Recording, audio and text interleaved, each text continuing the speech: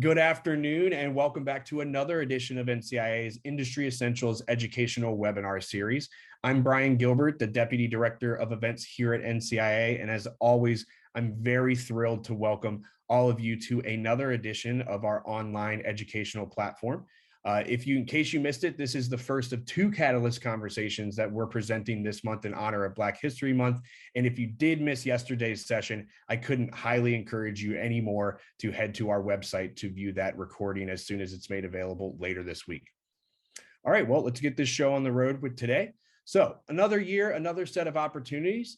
If you're interested in learning more about up and coming opportunities within the cannabis industry, you're in the right place. As in today's Catalyst conversations, you'll hear from a great panel of industry veterans as they provide their seasoned take on where they see the industry headed.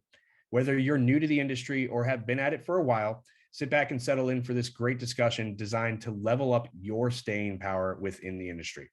All right, enough with this intro. Let's get this show on the road. To kick things off, I'd like to welcome our esteemed moderator for today's program, Mike Lamuto, NCIA's Diversity, Equity, and Inclusion Manager. Welcome to NCIA's Industry Essentials. Great to have you here as always, Mike. Thanks for taking the time out of your busy schedule. I know you've been working with a lot of our committees and other working groups over the last few weeks to really spearhead a lot of great initiatives here and have debuted the new season of the Cannabis Minority Report on LinkedIn Live. I think you've done 2 episodes so far this season. Is that right? 3 actually so far. The third one just went up today. So absolutely, I was with Rebecca Collette today. Yeah. Perfect. Yeah, I saw the highlight reel that we put out on social earlier, and it looked like a really, really dynamic conversation as well. So if you all aren't familiar with Cannabis Minority Report podcast, make sure to subscribe on all your podcast platforms and tune in, I believe, every Monday afternoon at 10 a.m. Pacific. Is that right? Yes, 10 a.m. Pacific and 1 p.m. Eastern time on Mondays. We do live on LinkedIn. And then on Wednesdays, we go ahead and publish to the different podcast platforms and stuff like that. Yeah. Okay, perfect. Well, with that, I'll turn it right over to Mike to introduce today's fantastic panel and kick off the conversation from here. You can take it away, Mike. Awesome. So yeah, thank you, Brian, and thank you for all our panelists here today. This is a conversation that I'm really excited to have today because these are really, and I say this, truthfully, these are 4 of my favorite people in the industry. They've all helped me out tremendously along the way. The insights that I've gotten from these folks, conversations we've had, and the support that I've experienced. I mean, Amy Larson here was somebody that when I found out about my first speaking engagement ever, I told Amy. Amy was one of the first people I told, and Amy had some real great insights for me that honestly took my nerves way down and made me feel a lot better about my preparation for it and everything. And, just really thankful for Amy's support over the years and everybody here. I mean, it's been a real pleasure to get to know everybody here. Jim has been somebody that I've learned a lot from, a lot of different meetings we've had. Jim was our the chair of our scientific advisory committee and the vice chair before that, of course, and got to really learn a lot from how his leadership within the organization and how they got a lot of great things done in that committee. Vanessa is somebody that I've known for a while now, worked with very closely with you, Hush, in Chicago. And it's been great to see you, now stepping into leadership roles here at the NCIA and really getting Hush off the ground in so many different ways and doing the Hush House in Vegas at BizCon last year. That was amazing. And then Keiston Franklin, I mean, man, like I met you in Chicago at a resource fair that the city of Chicago did a few years back. And, of all the people that I met there, me and Keiston and a handful of other folks, I guess, too, but I've stayed in touch with Keiston and just, I'm always learning from you, like what's going on in different aspects of the industry and always have an interesting way of putting things, interesting perspective, not just on cannabis, but also just, I think, on life in general. There's always been a lot of really great insights that you've had. So really looking forward to this conversation and getting things going, especially given the context, right? This is the beginning of the year, still relatively speaking. We're still in the winter time. We need to recognize that we still need to be reserving our energy and conserving our resources as we get ready for spring to launch. And so this is a timely conversation because, there's so many opportunities in cannabis, right? I mean, cannabis is not, lacking of opportunities. The problem a lot of times is how do we decipher which opportunities to pursue, how to focus our energy on the different opportunities, how to make sure we get rid of the noise, get rid of all the myths that are out there. And so that's why we've assembled this amazing panel today to talk about some of that stuff and get that conversation going to help everybody here that's, in the audience here. And thank you for joining us today, the audience, here today to be able to help us figure out, like, how do we get to the next step? Because success is definitely around the corner on a regular basis in cannabis. We constantly hear success stories, but the question is, how do you make sure you position yourself to be there for it? So with that said, I'm going to go ahead and ask everybody around the room here, our panelists here, if you could introduce yourselves, where you're coming in from, and basically just give us kind of just a quick insight into why you're here today, as far as why you're here for this specific conversation. So let's start with Amy Larson, our new board member at NCIA. Thanks, Mike. Thank you so much for inviting me to be on this panel today. It's always great to work with you, and great to meet and work with these fellow panelists. Honestly, just in our preview conversations, I've learned so much from speaking with them. I feel like I learned something new every day, and I've been in this industry for going on 8 years now. So I currently, my current position is I head up the marketing and communications for Tilt Holdings. And Tilt is kind of a smaller MSO. We don't fit the big bad evil MSO stereotype that's out there. We do have Jupiter Research is our vape tech innovation hardware division based out of Phoenix. We are vertically integrated with 3 dispensaries in Massachusetts under the banner of Commonwealth Alternative Care. And then Standard Farms is our brand in PA and Ohio. We're also getting ready to launch our dispensary that's part of a social equity partnership with the Shinnecock tribe on Long Island on their sovereign land. Can't be too specific, but before summer. So, and I'm thrilled to be here. And always, I know Mike, you and I worked a little bit when we were starting out on you were starting out the social equity position at NCIA. Mentorship in all its forms has been always dear to my heart in this industry. And so that's why I'm here today and appreciate being here. And thanks so much for inviting me. Absolutely. Well, thanks for being here. Absolutely. Vanessa, let's go to you over here. Yeah, thank you, Mike, for having me. You have been very instrumental to Hush success, and being a part of the social equity program here in NCIA. We're very, very honored to be a part of this program. So my name is Vanessa Valdovinos. I am the co-owner and director of events of Hush. Hush is a marketing and event boutique agency, and we're based here in Chicago. So we help brands really engage and connect with their target audience using experiential event marketing. So I got professionally started in hospitality. So I had many different positions and roles in the industry, such as like customer service, to operations, to events, and even technology. So just working in different hotels as well, working in like boutique hotels here in downtown Chicago, to large corporate hotels like the Hilton, and just working for a software company in the hospitality industry as well. So yeah, that's the bulk of my experience. And being that I was in the hospitality industry for a while, I also started an event and wedding planning business. So planning small intimate events like dinners, 50th birthdays, large scale weddings, and corporate holiday parties. So in 2018, Illinois was just a medicinal state at the time. And so we quickly realized the disparities of the race and gender, and realized that people who look like me and my business partner didn't have the same opportunities as others. And so, I've been a cannabis consumer for a very long time, and just transferring my skills to the industry was pretty much a no-brainer to me.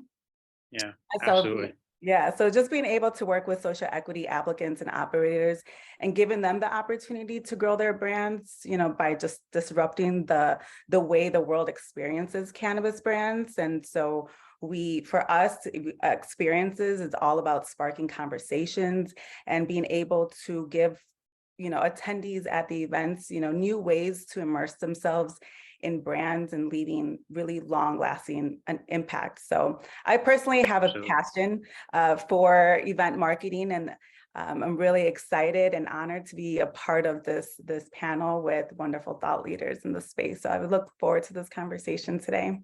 Absolutely. And the events and tourism and hospitality is a big thing coming around the corner that's already in a lot of places in cannabis. but is definitely a huge thing coming around the corner in 2023 and beyond. So Jim, can you tell us a little about yourself and what brings you out here today? Yeah, great to be here. Thanks for the invitation. And also great to be here with my other panelists. I'm the CEO of Flow Technology, which is a cannabis technology company focused on developing new cannabis delivery systems for the food, beverage, cosmetic, and supplement space in cannabis. And also I'm the director for Lucid Brands, which is our cannabis processor based in Washington State, that's been operating for the past 6 years.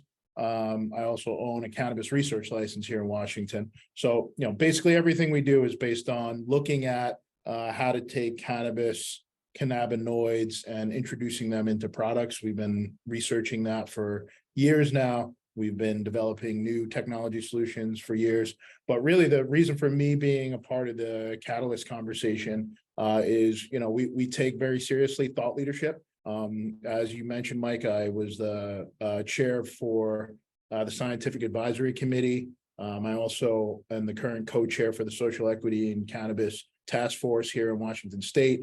And it's not because we don't have things that we need to do in our business, but it's because, there are definitely a few of us that believe participating in thought leadership, kind of, carrying the banner, having the difficult conversations with people we agree with, and probably even more importantly, people we disagree with, is very important in kind of pushing, what we as operators really feel are the issues that we're facing in our business. So really happy to be here and looking forward to this conversation. Yeah, I just want to say real quick, first off, thanks, Jim, for that intro. And, I think what you just said right there is key. And we're not going to jump into that fully because I want to get to Keaston's introduction here. But I just want to highlight that what you said there is that the conversations with people that we disagree with, we are in a state in our country right now, and where we constantly do not engage enough in conversations with people we disagree with. And when we do, they're not conversations; they're just fights and arguments and shouting at each other. And I think that something that we really do a great job here at Catalyst Conversations, NCIA, this community that we built here, is having conversations with folks we disagree with, and it's so important. So I just wanted to just highlight that you point that out, because I think it's key to being able to further ourselves in business and in the world. But Keaston, the current chair of our Banking and Financial Services Committee at NCIA, can you please introduce yourself? Thanks, Mike, and happy to be here with all the other panelists as well. Keaston Franklin, the CEO and co-founder of Gallantry Industries. And, we started Gallantry Industries some years ago in concept, and we just realized it in 2019. Vanessa mentioned earlier, Illinois was coming off their medical position and then opening up for recreational, and that's where we first started our first license. But Gallantry Industries is a veteran and minority-owned hemp and cannabis company. We have hemp and cannabis licenses throughout the states, as well as working on some partnerships in Ecuador for hemp and cannabis licenses presently as well. And, I got into the space to do just that, have those conversations and get veterans and minorities into the hemp and cannabis business. Yeah, there's opportunity to improve the diversity there. And that's what we've done, with helping veterans and minorities get licenses, as well as, the same thing, Vanessa, Jim, and Amy, you mentioned earlier, having those conversations that aren't,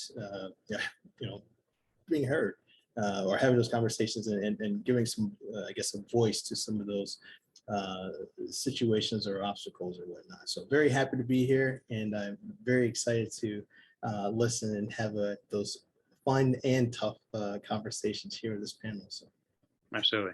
So let's. So thank you everybody for introducing yourselves and for bringing what you bring. I hope in the audience, I hope you understand now, the kinds of opportunities we're talking about here, right? Just from the little snippets of the introductions here, my brain already buzzes with questions. So if you guys have any questions, please go ahead and put them in the chat. Or actually, no, don't put them in chat. Put them in the Q&A. So that we'll make sure we address them. And if we don't get to those questions today, we will definitely address them in the follow-up. So definitely make sure you put those questions in the Q&A. So to start off with, on the side of disagreeing, right? One of the things that we constantly hear and people do disagree about, and there's a lot of conflict around, is the MSOs, right? And what they mean in the space. A lot of times, especially in the social equity space, there's a lot of, to put it nicely, there's a lot of disdain towards the MSOs and distrust. And in some cases, it's understandable 100% why that disdain or distrust may exist. But the reality is that with MSOs, they're not all created equal. They're not all the same.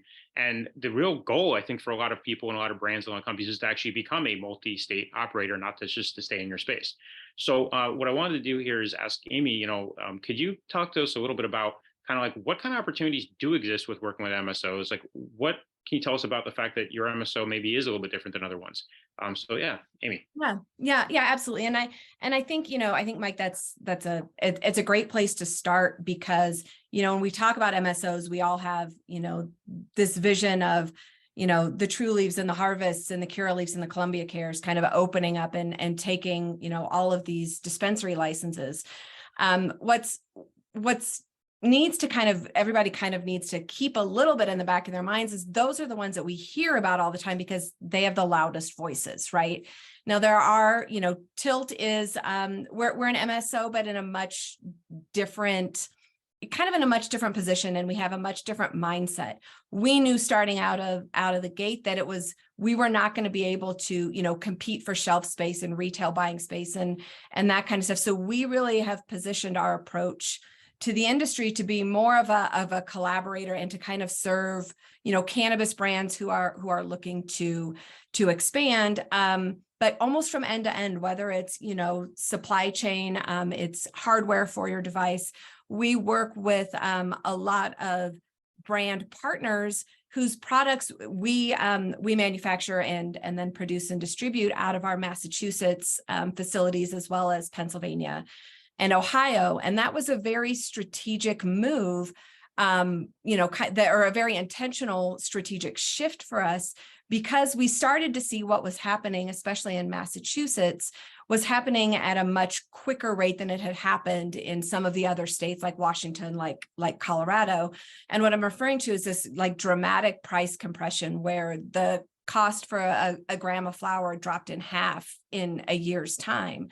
And so the other piece of the puzzle that, we had seen and that has now kind of played out in the data is that, where a year ago or 2 years ago, Massachusetts house brands, really commanded almost 90% share of the market. Now, as additional licensees come on, cultivation, new brands, expand, that percentage has dropped down to really only about 67% of the share, which has shown that consumers are loyal to brands, and there are brands out there that are authentic and that people gravitate towards.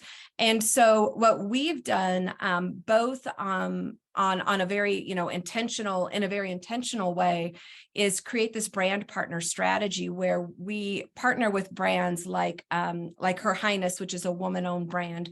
We've partnered with Black Buddha Cannabis, which is a Black and woman-owned brand, with Heisman, with Old Pal, with all of these types of partners, and trying to be very intentional and very inclusive in the way that we help these brands expand outside of the state that they're currently operating in.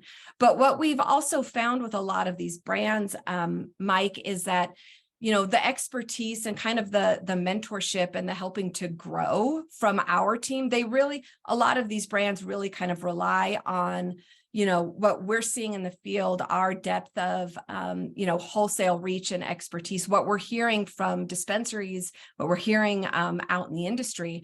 And so we can help better guide them because many of them have such small teams. And so really being able to partner with brands who are looking to expand, but kind of the core for us is that brand is very authentic. We've clearly, partnered with some social equity brands, but there has to be a story there because that's what consumers resonate with. And so regardless of if you're, an actual consumer product brand, you're an ancillary brand, making sure that you're true and authentic to what that brand is, and having that story and being able to, to tell it, that's almost the more critical piece of the puzzle for success, and what we've seen in the industry, especially over the last, 12 to 18 months. That's awesome. And that's really great to hear because, I hope that other MSOs, other companies that have the resources of the company that has the license, so to speak, right? That has the shelf space. Start following this model and start realizing that this is something that's going to be successful long run. I mean, no, of course not. Of course not. No, we don't want any of them to. Right. But no, but on that note though, I mean, look, like you mentioned Black Buddha, and that's Roz McCarthy's brand, I'm pretty sure. Right. And to your point on the story, I mean, Roz is the founder or, co-founder of M4MM, Minorities for Medical Marijuana. So, I mean, it's not just simply some flash in the pan again. It's not just, a publicity stunt. It's actually like, look, let's find a partnership with people that are looking to be in the industry and do, run the advocacy out there. Ricky Williams has been an advocate for a long time, right? Another brand you mentioned. On this note, Vanessa, I kind of want to ask you, because I think this is a great segue into what you're doing with events, because I know you work with a lot of brands with the events that you do. And you mentioned something in our prep that I thought was right on point with as far as like what, how to even evaluate whether or not to look towards doing an event or in what capacity. Can you tell us a little bit more about that and what people in our audience should really be thinking about when it comes to throwing an event, hosting an event, sponsoring an event, being at an event? Yeah. Yeah. So right now priorities are shifting, especially with, the hit that we're kind of having economically. And so there are roadblocks. There's tons of different trade shows going on, conferences, smaller events, after parties. And so a lot of organizations actually are limiting the travel budgets and really being selective as to what events to participate in, whether it's a sponsor, an exhibitor, an attendee. So, participants increasingly are asking to prove, if that event is worth them participating in. So one of the things that, people are looking for is, how are they cutting budgets, right? Because there's so many events happening, how do you determine what trade shows you should be a part of, or which event you should be exhibiting or sponsoring or hosting. And because, what we're seeing, there was a white paper produced by some event producers or event industry professionals, where they surveyed over like 300 planners and marketers and executives to really gauge the state of the event industry as a whole, and not just in cannabis, but in other different sectors.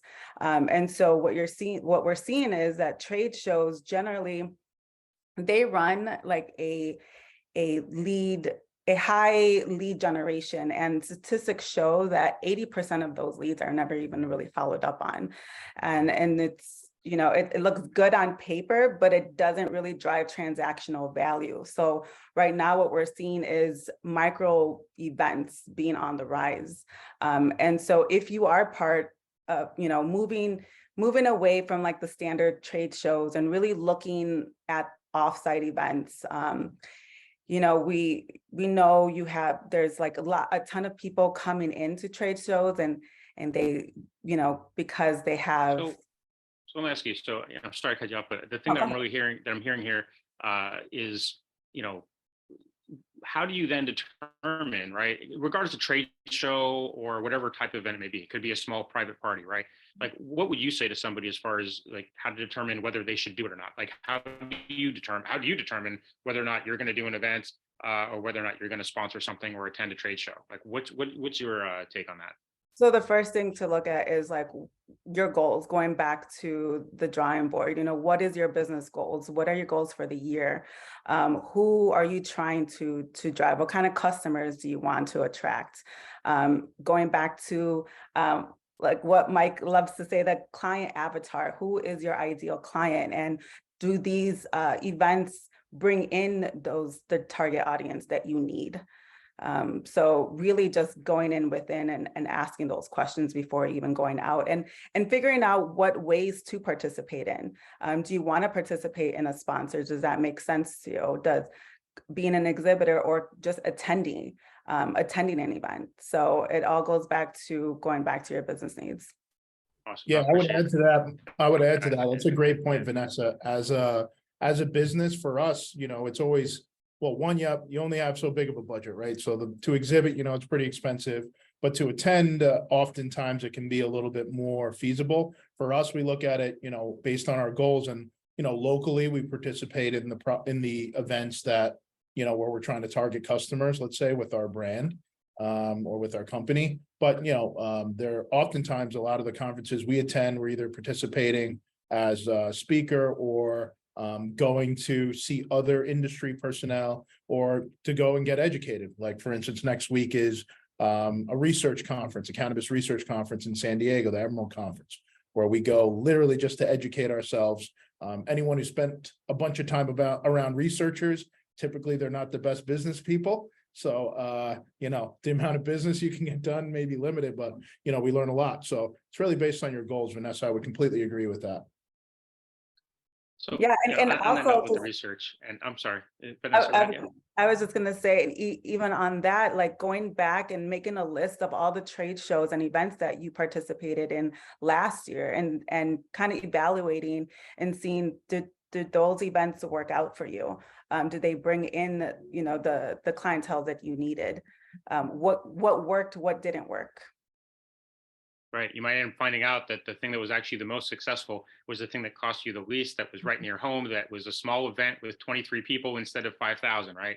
So those are great tips. Like, looking at the bigger picture, looking back at the year before, looking at what's actually working, measuring your success or not, and having a clear objective with why you're going to an event. I think, are one of those things that we get sucked in so often, right? I mean, this goes back, I think, to like high school, right? Somebody's having a party and it's like, hey, come on, you got to come.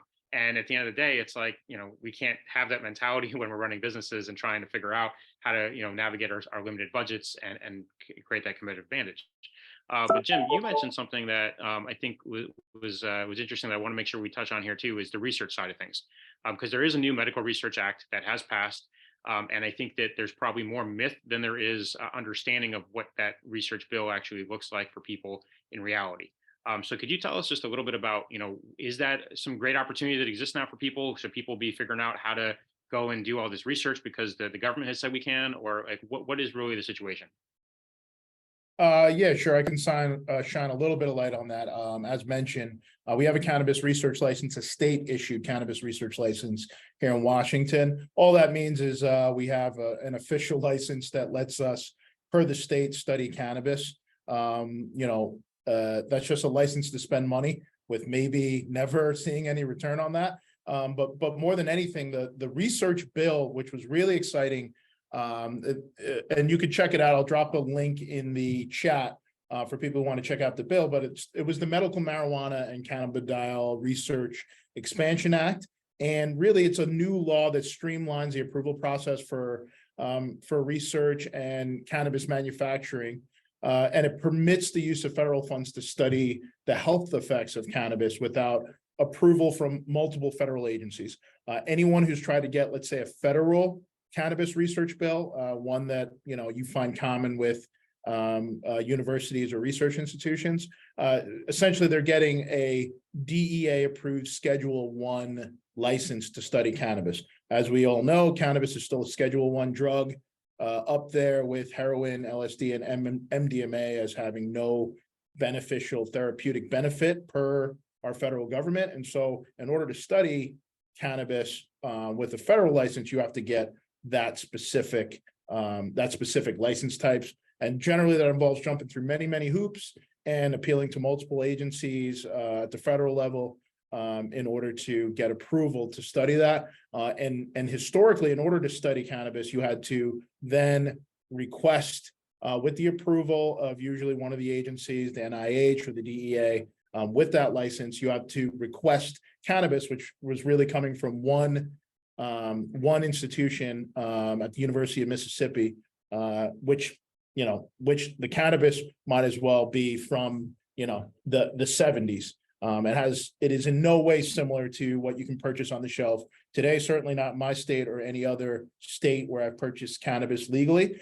And so this legislation that was passed is really just starting to open up the doors to make it a little bit more easy for research institutions and medical institutions, but really institutions to study cannabis. I think it does provide a little bit more opportunities for, let's say, a company like ours who wants to maybe get into the more research side of things by jumping through maybe a few less hoops to get involved, but generally all it did was really instill confidence and really showcase where the federal government and many state agencies were finding stand on cannabis, which is we don't know enough to take a stand on whether or not these products are safe. Certainly people are, as we know in our state, we sell, Washington State, 7 million people. We gross about $1.5 billion in cannabis sales every year. So people want cannabis, at least high THC cannabis. As we all know on this panel, there are multiple cannabinoids that show interest, THC being one of them. And certainly this legislation, I think, opens up the door to at least to legislators that research is something that people want now, and the federal government is certainly getting behind it. I would say secondarily, and I think this is Keystone mentioned this a little bit in kind of his mission, which specifically has to do with veterans. They just introduced into legislation earlier this year the VA medical marijuana research bill, which specifically is trying to address cannabis as it pertains to being beneficial for veterans. And maybe Keystone, you'd like to speak to that a little bit. Yeah, you beat me to it, Jim. And I was going to mention, by having this research, it opens up for veterans to take a look at that. And the bill is focusing on chronic pain, and then specifically chronic pain and then post-traumatic stress for veterans. But it's always been, so cannabis has been in the veteran community, and a lot of veterans, they are, for, cannabis research and then learning a little bit more about it. Some are using hemp, some are using CBD for anxiety, PTSD. It's kind of one of those things that, you're using across the board as you're trying to figure out, pain management. But yeah, it's very exciting that this is happening. So lovely to see some of those results when it comes out, and then what it actually allows for veterans to do and use as an alternative to some of the other prescribed therapeutic remedies. So but it also is going to allow a lot of opportunities for veteran-owned businesses to come in and then be supportive, and even in cannabis industry, or businesses who are in support of veterans, to be able to provide their own expertise or niche, in the industry, in support of the plant that they love, and then a group of a community that they love supporting as well. So very exciting times. Absolutely. So, Mike, just to kind of piggyback on that, so just to kind of, I guess, summarize in general why we're excited on the research front is what we knew already. People want to know more about how these products work. Our specific focus here is metabolomics, using data to help us understand how these different cannabinoids in different delivery systems metabolize. We literally could spend the rest of our adult lives just creating a foundation of work that other people would then have to build on. But in general, we have a specific focus on looking at cannabinoid metabolism across a couple of different delivery systems that are already really common, food, beverage being two of the ones we're most interested in. And in terms of the future, we think that this type of research, or let's just say research in general, into how cannabinoids actually work, certainly there's a lot of information out there, some literature out there that already showcase, how specifically CBD and THC works in certain use cases.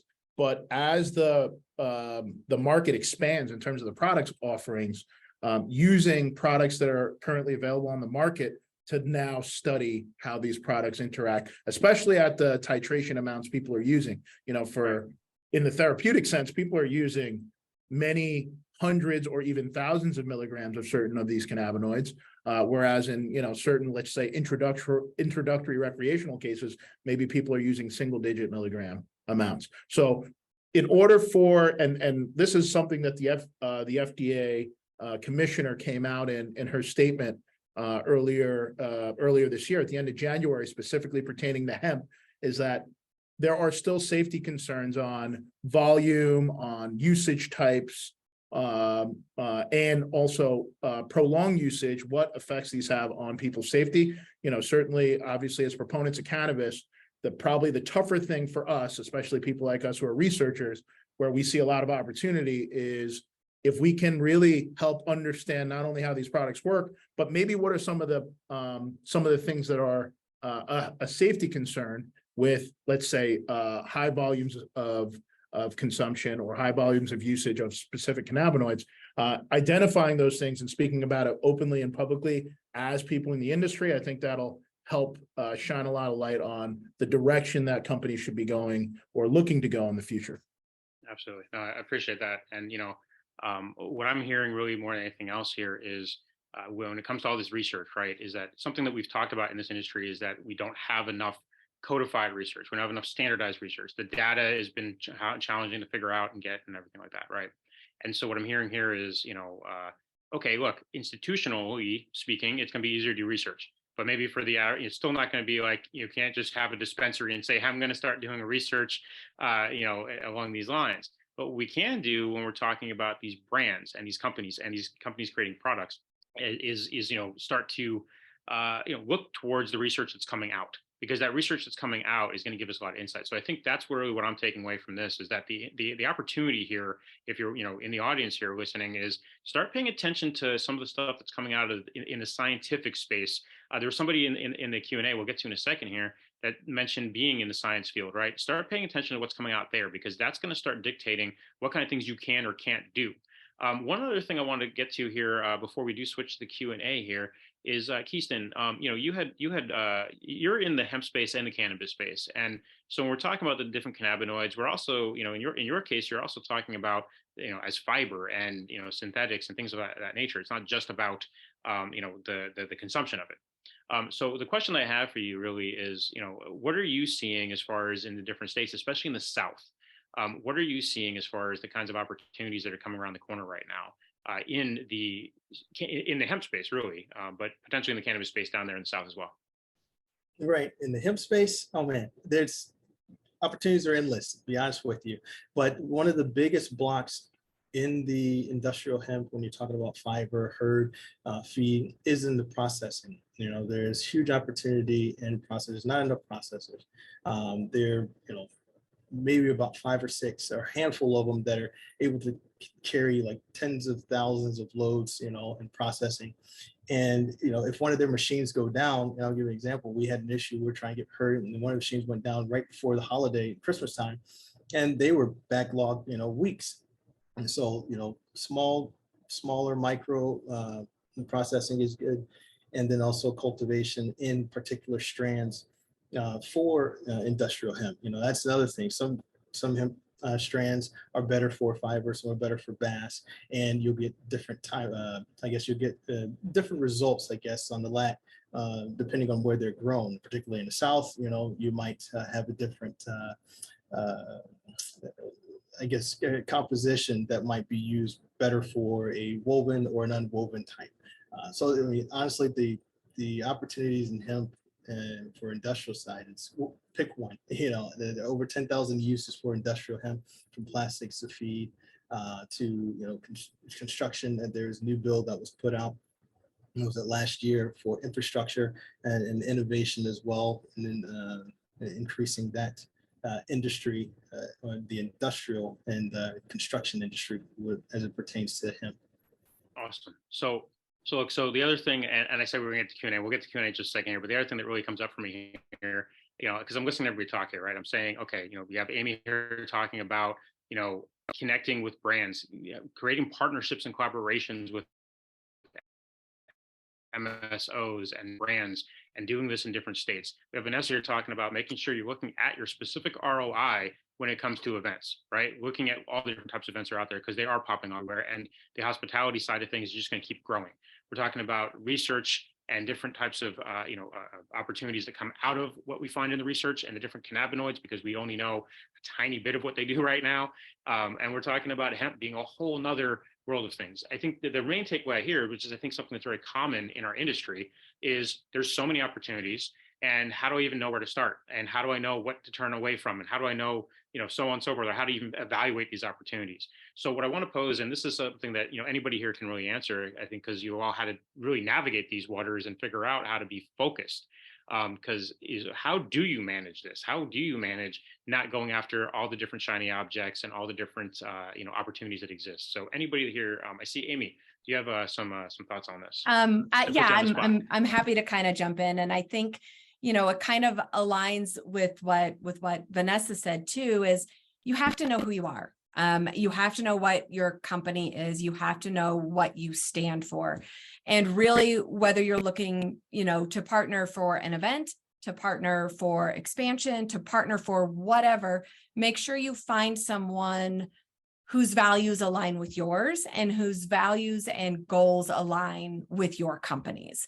We joke about shiny object syndrome, and there was a time everybody thought they had to throw a party at MJ Biz. Well, guess what? Now, to Vanessa's point, smaller networking events can be much more important.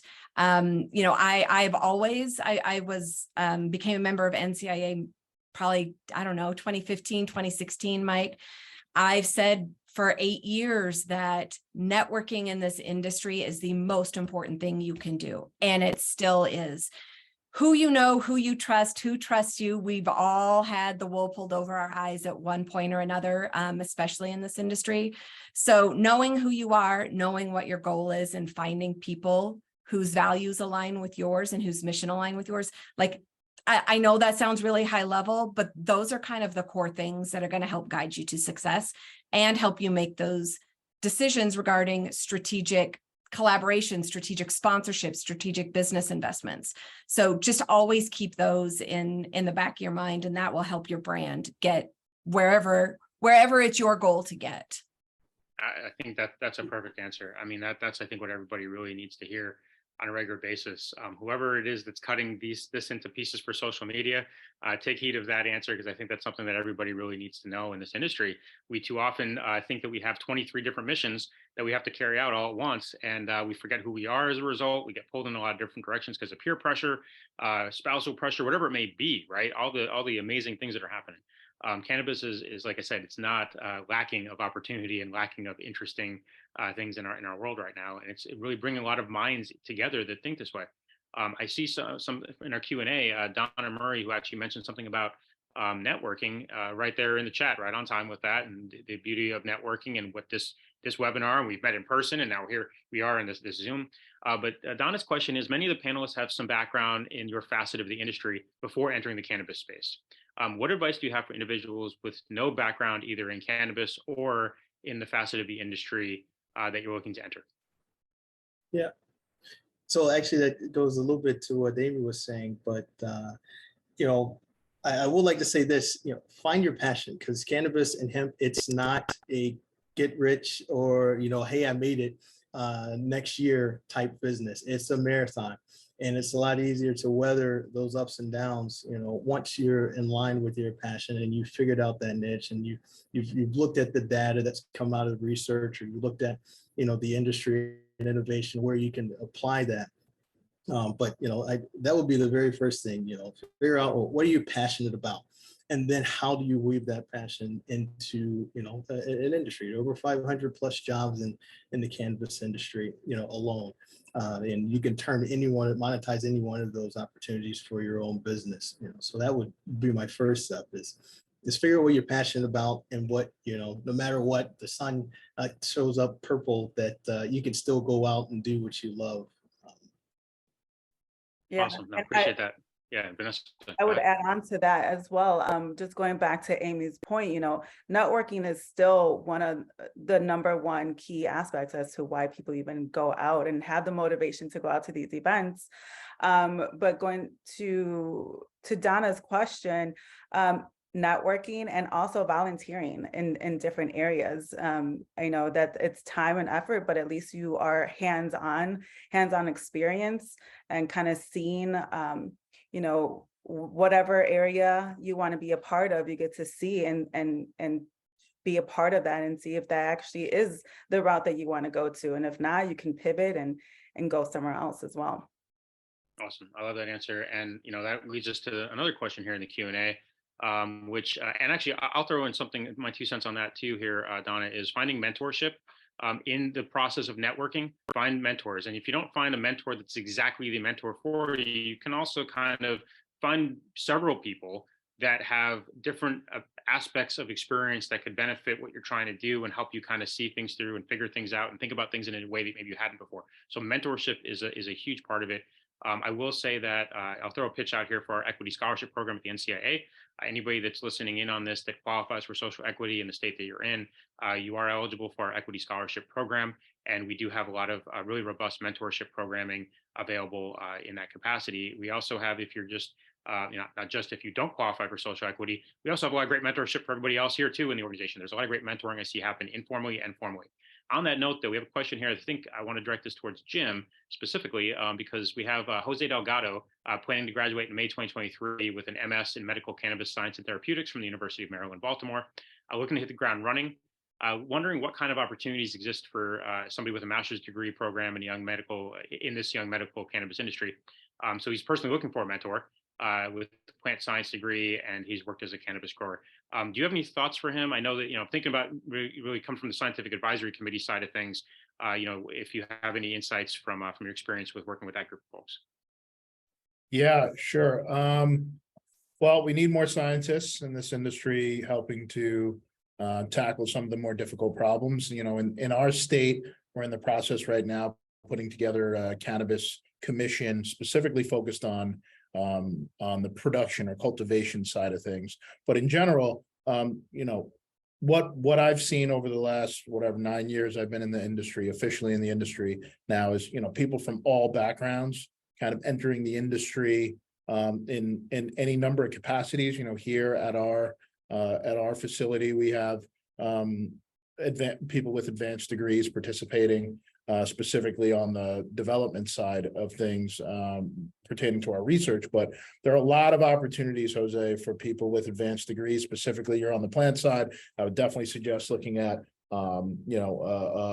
cultivation probably as a place to start, and speaking with some of the folks that are doing maybe more focused cultivation work. But I always encourage you, kind of the best place to start is in your backyard. There are companies in Maryland, there are companies in Pennsylvania, there are companies now in New Jersey and New York, but certainly in your area, Pennsylvania being medicinal, Maryland, I think they just passed that bill at the end of last year, or maybe that one failed for recreational, I can't remember. But medicinally, there's plenty of opportunity and as well as adult use in your backyard, and reach out to companies. I certainly know at our company, we have a policy, anybody who's interested in talking with us about our products or, certainly about ways in which, us as a company or me specifically can help them at least be introduced to the right people. I make it a personal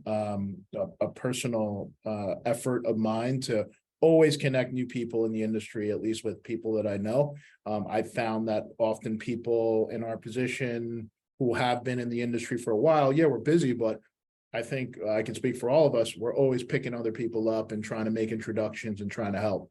That doesn't mean that we have 40 hours in a week to do it, but certainly we wouldn't be here if we didn't make time to help pick other people up and get other people involved in the industry. So certainly that's something I'd recommend, and happy to be a conduit for you, Jose. Yeah, appreciate that, Jim. Appreciate what you said, but also appreciate what you do. And everybody here, I think, does an excellent job to your point of being, okay, we're busy, but also available in the sense that we know we're building something very unique here together. So appreciate that. The last question I have on the Q&A before we go to final thoughts is there's actually two questions I'm going to combine into one here. And I think it kind of has to do with, I'm going to see if I can combine them into one. But Chad Diggs, is a cultivator out of Arizona, looking for what kind of opportunities exist for him to expand his brand, to build his brand. And then Kay also here asks about, how do Tilt Holdings and other companies figure out, how to participate in which events? And I think that the reason I'm drawing the connection here, of course, is because we're talking about brands at the end of the day and how to expand brands and how to figure out which ones to kind of position. So I'm going to throw the question to Amy here: is how do companies like Tilt Holdings figure this kind of stuff out, and how do you then identify brands like Chad's that are interested in building? So to kind of answer the first piece about which events, we choose to participate in, it's you know, it goes back really to kind of what, you know, what we said earlier with Vanessa. The interesting thing is I have actually 4 or 5 different business units whose goals I'm trying to create, you know, a plan for and help support for. So for Jupiter Research, my event and trade show plan is going to be a lot different than what I'm going to do for CAC in Massachusetts versus what then, you know, our goal is to do from, like, you know, a Tilt Holdings umbrella company perspective. And, you know, while I have a bigger budget than probably a lot of people on this call, I still have a finite amount of dollars, and I still have to prove ROI, and I still have to know, you know, what's our goal in going to that event, whether it's exhibiting or walking or sponsoring or speaking. You know, we look at all of those things and through the lens of what is our goal, where are our customers going to be, and, you know, what really is the ultimate, you know, opportunity to get out of it. And sometimes we choose events that are, you know, they're exploratory. I may not invest in a booth. I may not invest in exhibiting something, but if it's a new state, a new event, somebody will go walk the floor. There are also events, and I think part of the process that we sometimes forget that from a marketing perspective is often hard to communicate is that sometimes your brand just has to be out there. You have to be networking. You have to be visible. It's not necessarily that, you know, you're going to close 3 or 4 leads from it, but you have to be top of mind, and you have to be you have to be visible in the community. And so from, you know, that's kind of a long answer, but there's a lot of layers, but it's always, you know, it's almost always with, you know, an end goal in mind. And then in terms of, you know, brand expansion, just to hit on that a little bit, you know, for Chad, you know, if you're a cultivator and you're growing flower, I would make sure, you know, you know how to sell your brand. You know what your core values are. You know what's going to set you apart. Make sure you have, you know, your website, your sales collateral, you know, make sure you know who you are and that you and your team are aligned on what that message is.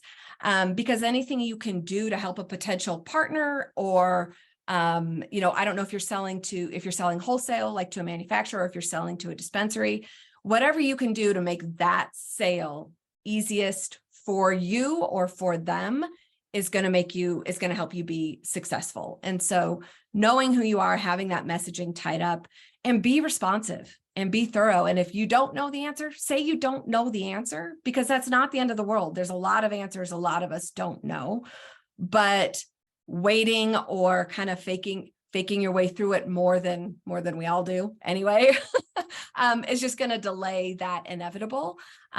So, you know, be upfront, be honest, and know who you are. I love it.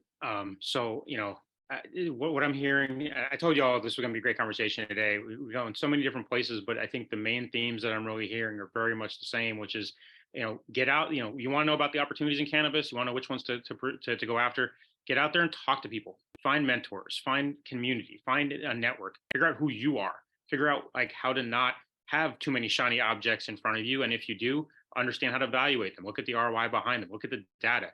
You know, Keiston, I mean, you know, one of the things that we've talked about before also, I think this might have been during one of our prep sessions, you said something along the lines of, look, if it's not making money, it's not a business. So same thing if you have a business already, if you have a product line that's not making any money, if you have a service that's not making any money, cut it, right? That's not an opportunity. It's just a shiny object that you think is going to be good for you, but it's not. So, you know, I know we're right up against the time here. I want to get just, let's With the go around real research though, you know, research, as Jim mentioned, you know, it's going to take a little time, you know, but the data comes out, you can turn that data into business. So. Yeah. Absolutely. So on that note, you want to give us your closing thoughts here real quick? We'll go around real quick. If everybody could speak maybe about, just like we got about 30 seconds for each person, your closing remarks here, and then we'll go ahead and close shop. So Keiston, why don't you take us away here? Absolutely. Yeah. You know, again, I'll just say, find your passion, figure out what it is that you want, you know, and get out there, make your passion a business if that's what you want to do, and then be patient and persistent about it. Beautiful. Jim.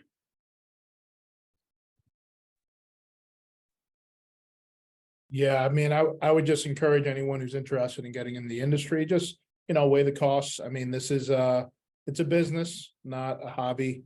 Most of us are in this industry. Certainly, I'm a capitalist, so I'm in this industry to make money, but this is my passion.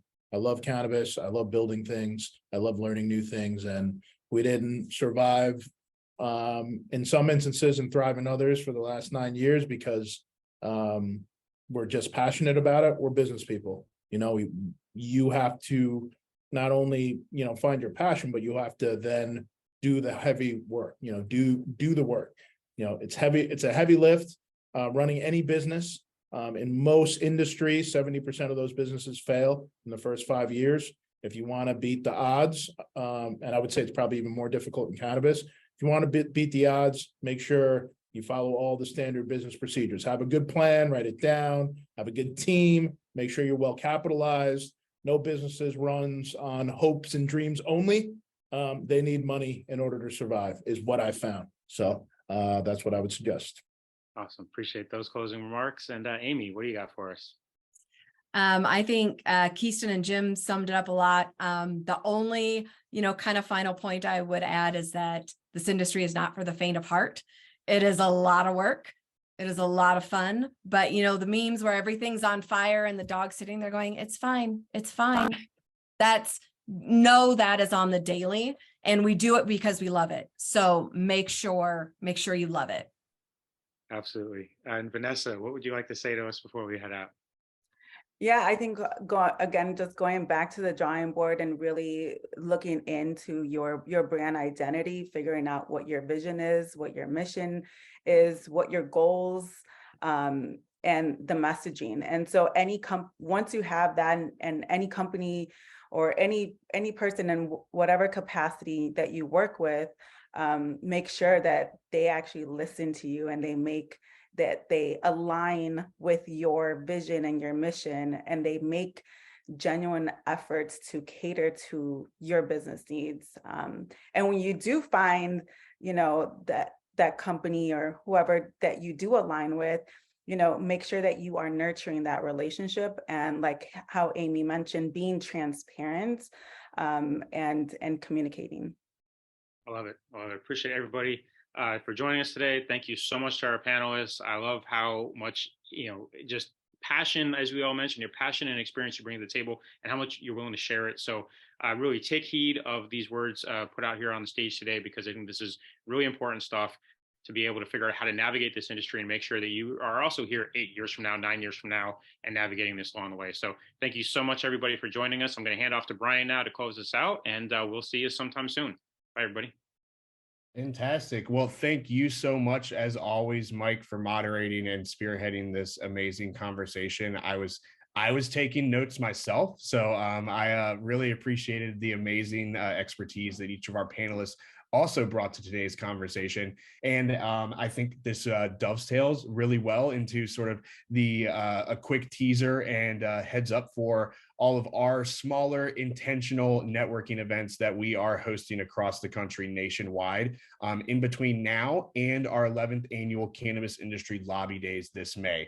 So head to NCIA's website to learn more about all these amazing events that are taking place this evening through the end of May, and see how you can get involved as a participant, a volunteer, a sponsor, or just a promotional partner in each of these regions. We would love to have all of your support.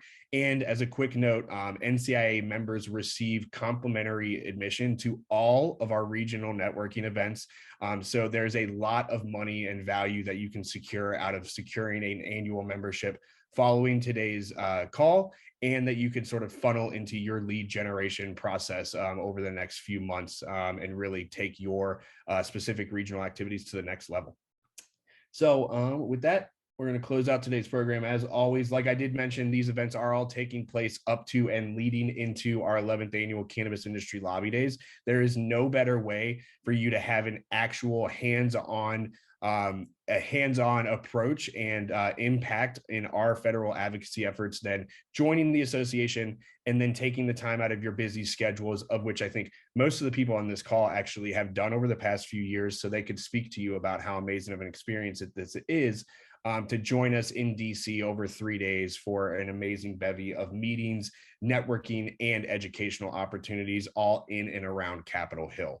I also do know that in honor of Black History Month, we are also putting 100% of donations or 100% of proceeds received from any and all sponsorship packages secured for lobby days this month towards our diversity, equity, and inclusion travel fund, of which helped us send, I think, just over a dozen of our cannabis business owners that make up our diversity, equity, and inclusion network to DC last fall. And they were able to provide an incredible perspective and a diverse outlook to all of those efforts. So if you are interested in joining us for that event or sponsoring it, please reach out to myself or Mike at any time after today's call, and we can get you all squared away.